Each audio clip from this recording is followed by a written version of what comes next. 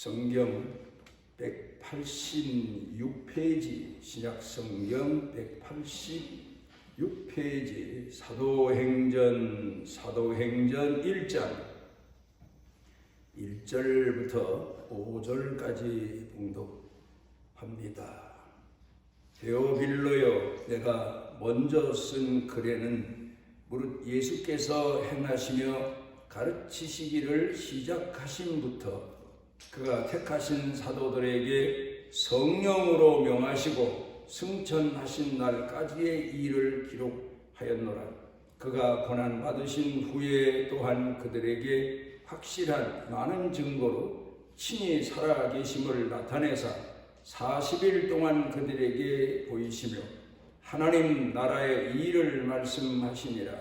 사도와 함께 모이사 그들에게 분부하여 이르시되 예루살렘을 떠나지 말고 내게서 들은 바 아버지께서 약속하신 것을 기다리라. 요한은 물로 세례를 베풀었으나 너희는 몇 날이 못되어 성령으로 세례를 받으리라 하셨느니라. 우리가 기도의 가장 표준 기도를 예수님이 가르쳐 주신 주기도문으로 알고 또 그렇게 기도하고 있습니다. 방금 전에도 우리가 기도한 주님 가르쳐 주신 기도 내용을 보게 되면 서두에 하늘에서 하나님의 뜻이 이루어진 것 같이 땅에서도 이루어지이다. 그런 기도를 하나님께 드립니다. 하늘에서 하나님의 뜻이 이루어진 것처럼 땅에서도 다시 이 말을 깊이 생각해 보면 내게서도 그런 뜻의 말씀입니다. 하늘에서도 내게서도 이 땅에서도 그런 내용이 포함이 되어 있습니다. 하나님의 뜻이 내게서도 이루어지는 것이 하나님을 공경하는 신앙인들의 간절한 소망이 되어야 되고 소원이 되어야 되고 또 그게 우리가 하나님 앞에 부름받은 삶의 목표이기도 합니다. 그런데 우리는 기도하면서 자주 그저 내 형편, 내가 지금 생각하고 있는 내 가족,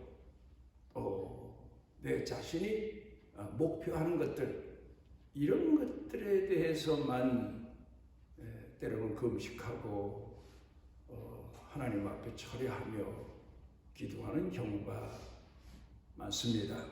오늘 성경 본문 말씀 가운데서는 예수님이 우리에게 무엇을 기도하라고 가르쳐 주셨나? 또 오늘 우리가 무엇을 하나님 앞에 간절히 기도해야 되나 하는 내용에 대한 교훈의 말씀을 주시고 있습니다. 유명한 역사가 베하드의 말을 들어보면 연자맷돌이 가서 구경해 보면 나귀나 말, 소 이런 짐승들이 빙빙 돌아가면서 돌립니다. 그러면 아주 옛날에는 거기다가 곡식을 갖다가 넣어서 이제 빻아서 사람들이 음식으로 삼는데 그 연자맷돌 돌리는 걸 보면 천천히 돌지요. 두벅두벅 소가 돕니다. 그렇지만 하루 종일 돌아야 되니까 또 주인으로서는 더 급한 나머지 채찍으로 몰 수도 없는 거예요. 그러니까 그저 소가 도는 걸 보고 나귀가 연자맷돌을 도는 걸 지켜보면 답답하지요.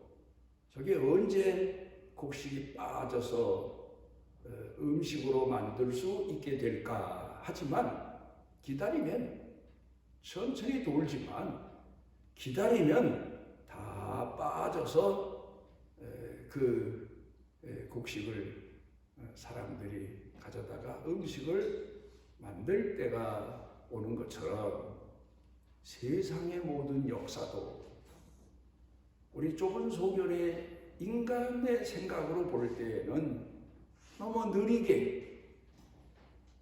느리게 역사가 진행되는 것 같고, 하나님께서 약속하신 바가 너무 느리게 이루어져 가는 것 같지만, 그렇지만 분명 끝이 없다. 그런 얘기를 했습니다. 역사를 보니까, 옛날 과거의 역사를 공부해 보니까 느린 것 같고 더딘 것 같지만 반드시 하나님의 심판은 이루어지고 하나님께서 이루고자 하시는 뜻은 이루어지더라. 그런 내용을 역사를 공부하고 이야기를 한 겁니다.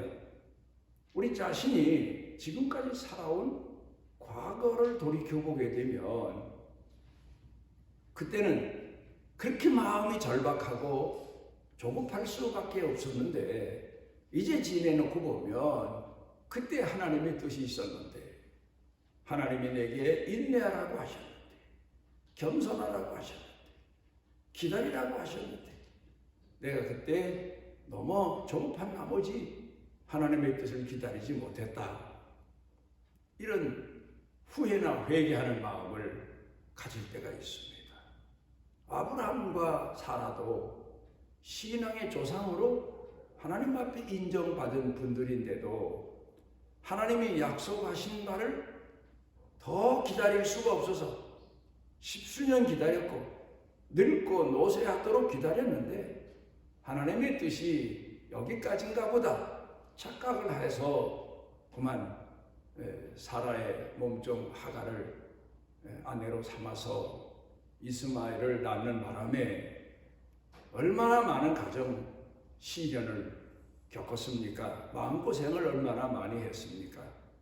그런데 그런 고생을 겪고 난 후에 도저히 하나님께서 더 이상 역사하실지 않을 줄 알았는데, 하나님이 나타나셔서 창조주 하나님께 능치 못할 일이 없는 줄 아느냐? 그리고는 약속하신 이삭을 낳게 하신 내용을 우리가 생각해 보게 됩니다. 신앙의 조상이라고, 믿음의 조상이라고 존경을 받는 아브라함과 사라도 이렇게 인내함에, 기다림에 하나님의 뜻이 이루어지도록 겸손한 마음을 가지고 하나님께 기도하는 신앙이 부족했다면 우리는 말할 것도 없지요. 그런데도 지나가면서 보면 나를 향하신 하나님의 뜻은 이루어지더라. 그런 말씀입니다. 우리가 이 역사가의 말을 돌이켜 보게 되면 세상 사람들은 대략 두 가지의 생각을 한다고 합니다. 첫째는 세상은 얼마 안 가서 망할 것 같다.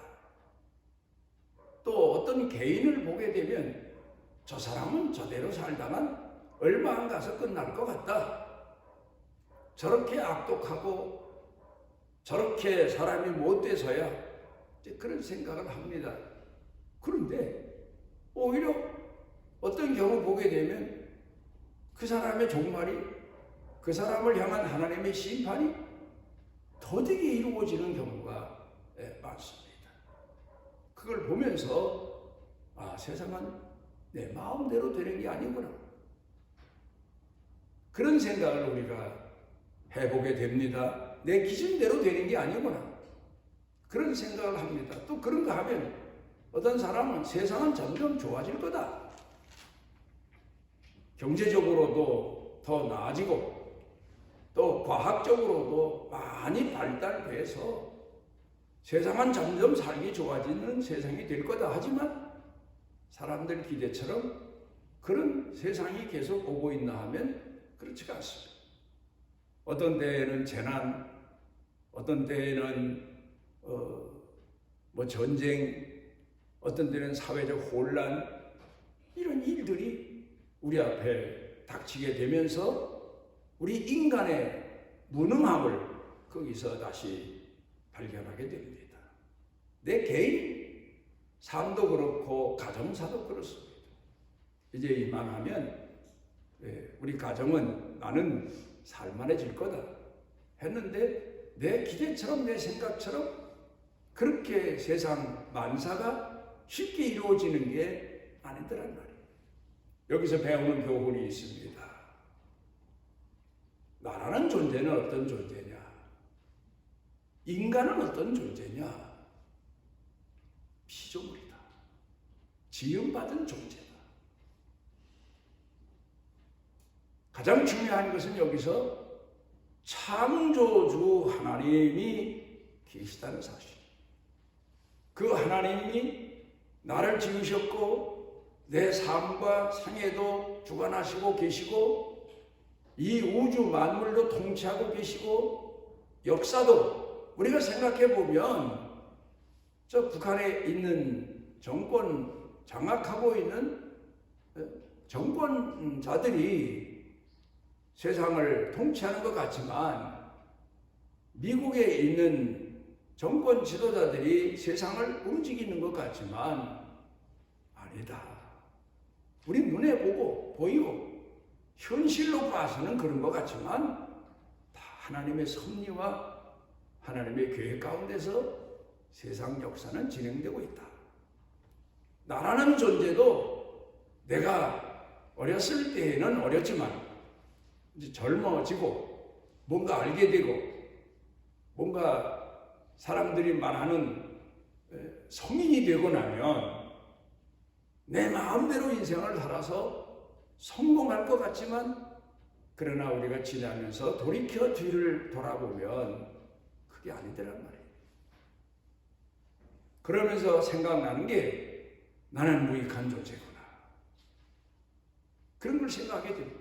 그러면서 또 내가 어떤 일에 쓰여졌다든가 어떤 일을 할 수 있었던 것은 창조주 하나님께서 나를 들어 사용하셨구나. 나를 향하신 뜻을 이루시는구나 하는 것을 생각해 보게 됩니다. 그래서 앤서니 라빈스라고 하는 분은 사람이 살면서 세 가지에 대한 경각심을 가져야 된다. 그런 뜻에서 사람들을 그가 쓴 책에서 권고합니다. 먼저는 깨어 있어야 된다. 사람은 항상 이성적으로, 마음적으로 깨어 있어야 됩니다. 게으르고 나태하고 또 내 삶이 평안할지라도 내 정신만큼은 신앙만큼은 깨어 있어야 된다. 그래야 하나님께서 원하시는 기회를 발견하게 되고 또 하나님께서 내게 주시는 뜻을 헤아리게 되고 그러면서 더 나 자신이 이룰 수 없는 위대한 하나님의 뜻에 쓰임받는 사람으로 살아간다. 깨어있어. 그래서 성경 가운데 보게 되면 우리 예수 믿는 사람들을 향해서 항상 깨어있어라. 그렇게 말합니다. 잠을 자도 꿈을 꿔도 내 정신만큼은 깨어있어야 된다.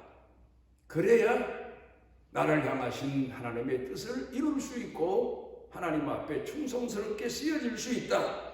그런 내용을 담고 있습니다. 또 하나는 결단입니다.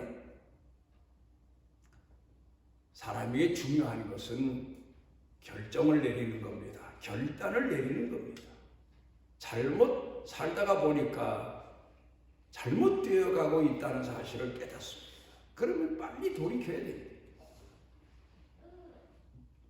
또 그런가 하면 중요한 기회가 내 앞에 옵니다. 그러면 만사를 제쳐놓고 그 일을 위해서 결단을 내려야 됩니다. 하나님의 뜻을 이루기 위해서. 중요한 겁니다. 결단이 없어서 늘 비탈길로 미끄러져 가는 것처럼 인생을 끝없이 실패의 연속으로 살아가는 경우가 많습니다. 결단을 내려야 비로소 내 자신의 세상을 향한 삶이 끝이 나고 새로운 시작이 올 수 있다. 그걸 말합니다. 그 다음에 세 번째로는 책임입니다. 내가 책임을 져야 되겠구나. 내 일도 내가 책임을 져야 되지만 우리가 집안 일도 그래요. 내가 책임을 져야 되겠구나. 자식의 일이든 누구의 일이든 책임자가 있어야 되는 겁니다. 그런 것처럼 우리 성도들로 살아가면서 이건 내가 책임을 져야 되겠구나. 내 책임이구나. 내가 생각해 볼 때는 나는 교회의 일원이자 생각하지만 그렇지만 그 중에서 모든 사람이 다 자기 책임을 미루면 아무 일도 일어날 수가 없는 거예요. 그러면 그 중에서 누구든지 내가 책임자다. 책임을 져야 되겠구나. 하나님이 날 보고 책임지라고 하시는구나. 그런 마음을 가지고 책임을 지고 나서야 비로소 하나님의 뜻이 이루어지게 되는 겁니다. 오늘 성경 본문 말씀으로 돌아가서 보면 제자들이 예수님께 부름을 받았습니다. 얼마나 감격했겠습니까? 얼마나 감동했습니까? 나를 부르시다니. 메시아가 오셔서 나를 제자로 부르시다니. 나를 따르라. 예수님이 아무 보거나 그러신 게 아니고 찾아오셔서 나를 부르시는 겁니다. 자격도 없는데. 그래, 목회하다 보면 그 성령께서 그 마음에 감동을 주셔서 부르심을 받는 사람들을 가끔 봅니다. 그럼 교회 나오면, 처음 나오면 눈물을 흘리면서 울음이 목받치고 참아낼 수가 없고 그래서 너무 부끄러워서 예배도 겨우 드리고 집으로 돌아갔다는 그런 분들 얘기도 많습니다. 저 사람이 왜 교회에 와서 이렇게 우나? 어떤 탤런트한 사람이 자기는 교회 건성으로 다녔대요. 그런데 어느 날 예배 참석했는데 그렇게 눈물이 나더래요. 참아내느라고 얼마나 혼이 나는지 남들이 보기엔 저 사람 무슨 사연이 있나 보다 오해도 할 수 있는 거 아니에요? 자기는 하나님의 은혜에 사로잡혀서 북받쳐 오르는 울음이 나오는데 말이에요. 우리 처음 부름을 받았을 때 그런 경우가 많아요. 그런데 이제 얼마 지나면서부터 내가 하나님의 자녀가 됐다. 하나님 앞에 부름을 받았다. 하나님의 뜻을 위해서 내가 하나님께 부름 받은 거다. 이 생각을 가지고 믿음 생활해야 되는데 신앙생활 하면서 점점 더 내 요구가 많아지게 돼요. 내 꿈이 많아지게 돼요. 내 생각이 복잡해지게 돼요. 이제 그런 때가 많습니다. 제자들도 처음에 예수님이 부르실 때에는 자기 직업도 버리고 베드로는 고기 잡는 직업도 버리고 마태 같은 사람은 세리장 직업도 버리고 직장 버린다는 게 요새 같은 세상에 보면 얼마나 힘든 일입니까? 다른 것도 아니에요. 이 직장에서 저 직장으로 옮기는 게 아니라 예수님을 따라 나서기 위해서 자기 생계가 다 보장되어 있는 직업을 다 버리고 예수님을 따라 나서요. 그런데 예수님께서 가르치시는 대로 교훈을 받고 마음에 새기고 순종하는 게 아니라 말씀 듣는 게 어느 때부터는 건성입니다. 그리고 자기 나름대로의 꿈이 커져가는 겁니다. 욕심이 커져가는 겁니다. 예수님이 저렇게 병자를 고치시고 저렇게 위대하신 메시아가 오셨는데 우리가 예수님을 따라다니다 보면 예수님이 이 나라의 왕이 되시거나 세상을 통치하시게 되면 자기가 그동안 고생하며 따라다닌 보상을 받겠다. 이런 꿈이, 다른 꿈이 예수님께서 부르신 목적과는 다른 꿈이 점점 커지는 거예요. 그런데 예수님께서 3년쯤 지나시더니 자주 십자가를 말씀하시고 끝내는 3년 반쯤 되니까 예수님이 십자가를 지시고 골고다에 가셔서 끌려가셔서 십자가에서 못 박혀 돌아가신 겁니다. 그러니까 예수님을 따라다니던 제자들의 모든 꿈이 물거품이 하루아침에 되고 만 거예요. 그게 낙심이 돼서 있습니다. 그리고는 하루쯤 오늘 우리 사회 예의처럼 어머니 아버지 돌아가면 최소한 3일장 그리고는 3일 동안 장례를 준비하지 않습니까? 이제 그 제자들은 유대인은 그날로 장례를 지내는 지역이니까 장례를 지내고는 한 2, 3일 동안 있다가 이제 우리가 살아갈 수 있는 방법도 없고 예수님 돌아가셨는데 고향이나 돌아가자. 집으로 돌아가자. 그런 생각들을 대부분 하게 되는 거 아닙니까? 그래서 제자들이 뿔뿔이 흩어집니다. 그런데 예수님께서 사흘 만에 부활하신 거죠. 그리고 제자들이, 여인들이 예수님 무덤에 가서 예수님 몸에 향유나 발라드려야지. 그 유대의 장례는 굴 안에다가 시신을 넣고 또 때를 따라서 자손들이 우리는 땅에 묻고 가서 무덤에 참배하고 오는 정도지만 향유도 바르고 이제 그런 풍습이 있습니다. 갔다가 부활하신 예수님을 만나게 됐고 알게 됐고, 그런데 예수님께서 이제 제자들에게 나타나기 시작하신 거예요. 그리고는 부활하셔서 곧바로 하늘나라로 승천에 올라가시질 않고 40일 동안을 오늘 성경 본문에 보면 예수님께서 제자들을 가르치십니다. 하늘나라에 대해서. 사신 하나님께서 이 땅에 이루고자 하시는 목적이 무엇인가에 대해서. 그러니까 제자들이 예수님을 만나서 예수 그리스도를 통하여 죄사함 받고 하나님의 자녀되고 하나님 나라의 백성 되는 이 고귀한 은총 입은 것을 만방에 전도해서 세상 사람들도 한 백성이 되고 하나님 앞에 구원의 백성이 되게 하는 이 복음을 전하는 사명이 너에게 주어진 거고 너희가 그래서 부름을 받은 거다. 지금 그 말씀을 오늘 성경 본문에서 말씀하고 있죠. 제자가 그걸 증언하고 있어요. 예수님이 그렇게 가르쳐 주셨다. 그런데 중요한 것은 너희가 증인이 되기 위해서는 하나님의 성령을 받아야 됩니다. 기다려라. 예루살렘을 떠나지 말고 기도하라. 그러면 성령을 주실 것이고 성령을 받으면 너희가 세상 만방에 가서 하나님이 너희를 부르신 목적을 이루는 복음 전도자로 쓰여지게 될 거다. 그런 얘기를 하고 있습니다. 제가 목회 시작한 지 얼마 안 돼서 어떤 분에게 들은 이야기입니다. 목사에게 가장 혹독한 저주가 뭐냐? 성령 받지 말고 목회하라. 그 말이다. 그 말입니다. 성령 받지 않고 목회하라. 목회할 수는 있겠죠.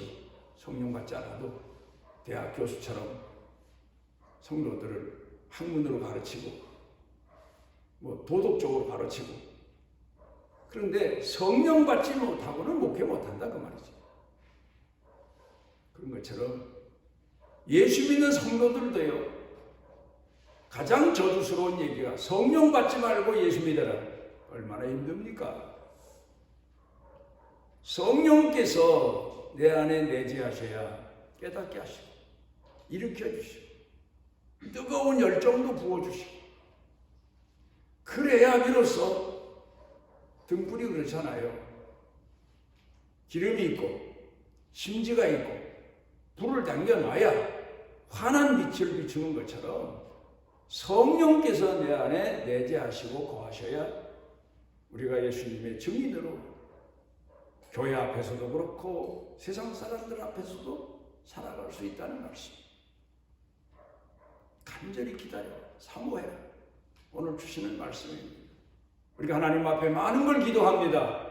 그런데 가장 중요한 성령의 능력을, 은총을 간절히 더 기도해야 비로소 우리의 삶도, 우리의 인생도 밝아지게 되고 빛된 신앙인으로 살아갈 수 있게 되는 겁니다. 기도하십니다. 오늘 우리를 주의 전에 모으신 아버지 하나님, 긍휼하신 은혜와 은총을 더해 주셔서 우리로 하여금 주께서 우리에게 일러주신 대로 구할 것도 많고 소원도 많고 또 하나님 앞에 때를 써야 될 것도 많지만 가장 중요한 하나님의 성령을 늘 기도하고 갈망해서 우리 속사람을 채워주시고 영혼을 채워주시고 우리의 삶을 빛되게 하시는 성령님의 능력과 은총을 쉬지 않고 기도해서 늘 성령 충만함으로 살아가는 은혜를 더하여 주옵소서. 예수님 이름으로 기도드리옵나이다. 그 날개 아래 보호를 받으러 온 네게 온전한 상 주시기를 원하노라.